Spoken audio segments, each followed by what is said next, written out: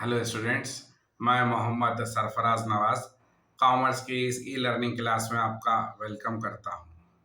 आज हम जिस टॉपिक को डिस्कस करेंगे उस टॉपिक का नाम है रेवेन्यू एक्सपेंडिचर। इससे पहले की क्लास में हमने कैपिटल एक्सपेंडिचर को डिस्कस किया था। तो आज की इस क्लास में हम रेवेन्यू एक्सपेंडिचर के बारे में बात करेंगे। तो इसका ताल्लुक भी ट्रांजैक्शन से है। ट्रांजैक्शंस के लिए हमने एक अलग से वीडियो बनाई है जिसमें हमने ट्रांजैक्शंस क्या होते हैं और उनके कितने टाइप्स होते हैं, उसमें हमने उसको डिटेल से डिस्कस किया था। ट्रांजैक्शंस को टू पार्ट्स में डिवाइड किया गया था। फर्स्ट वन था कैपिटल ट्रांजैक्शंस और सेकंड नंबर पर था रेवेन्यू ट्रांजैक्शंस। फिर उस कैपिटल ट्रांजैक्शंस को अगेन टू पार्ट्स में डिवाइड किया गया है। फर्स्ट वन है कैपिटल एक्सपेंडिचर और सेकंड वन है रेवेन्यू एक्सपेंडिचर। कैपिटल एक्सपेंडिचर के लिए हमने एक सेपरेट से वीडियो बनाई है। तो आज की इस क्लास में हम सिर्फ रेवेन्यू एक्सपेंडिचर के बारे में बात करेंगे। किसी भी कंपनी के लिए या फिर बिजनेस के लिए या फर्म्स के लिए रेवेन्यू एक्सपेंडिचर का होना ज़रूरी होता है और रेवेन्यू एक्सपेंडिचर हर बिजनेस में होते ही हैं, इनको होना ही होता है। बिजनेस को स्मूथली चलाने के लिए बहुत सारे नेसेसरी एक्सपेंसेस होते हैं और ये एक्सपेंसेस जो बिजनेस खर्च करता है वो ओनली वन अकाउंटिंग पीरियड के लिए ही होगा।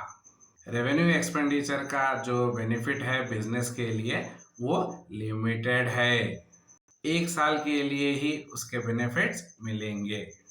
बिजनेस की जो प्रोडक्टिविटी होती है उसको मेंटेन करने के लिए और बिजनेस की जो अर्निंग कैपेसिटी होती है उसको बढ़ाने के लिए रेवेन्यू एक्सपेंडिचर खर्च किया जाता है और जो पैसे खर्च किए गए हैं उनका बेनिफिट करंट अकाउंटिंग पीरियड के लिए ही होगा, यानी के लिए एक साल के लिए ही होगा।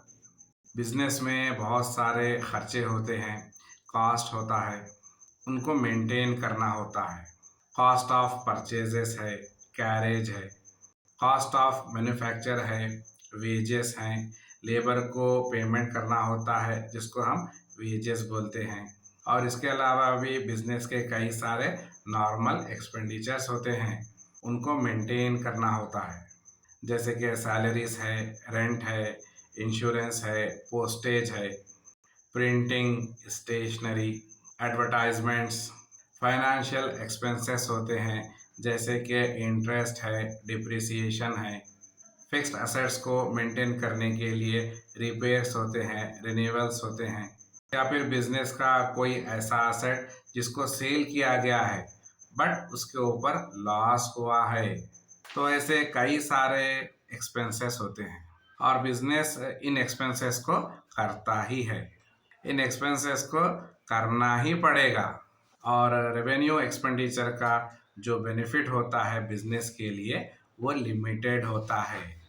लिमिटेड का मतलब यहाँ पर सिर्फ एक साल का रहेगा, यानी कि बिजनेस ने एक साल के लिए जितना रेवेन्यू एक्सपेंडिचर किया है और उस रेवेन्यू एक्सपेंडिचर से जो बेनिफिट मिल रहा है वो कब तक मिलेगा, सिर्फ और सिर्फ एक साल तक ही मिलेगा और ये लिमिटेड है। और रेवेन्यू एक्सपेंडिचर के कई सारे आइटम्स होते हैं, उन सबको कहाँ पर बताया जाएगा, उन सारे आइटम्स को ट्रेडिंग अकाउंट में और प्रॉफिट एंड लॉस अकाउंट में डेबिट साइड पर बताया जाएगा।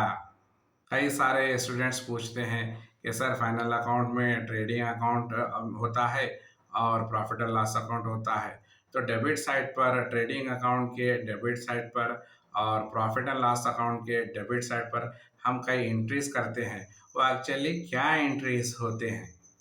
कई स्टूडेंट्स इन ऐसे क्वेश्चंस करते हैं, तो उसका आंसर ये है कि ट्रेडिंग अकाउंट में और प्रॉफिट एंड लॉस के अकाउंट में डेबिट साइड पर जो जिन चीज़ों को हम रिकॉर्ड करते हैं वो कौन सी चीज़ें होती हैं, वो रेवेन्यू एक्सपेंडिचर होता है।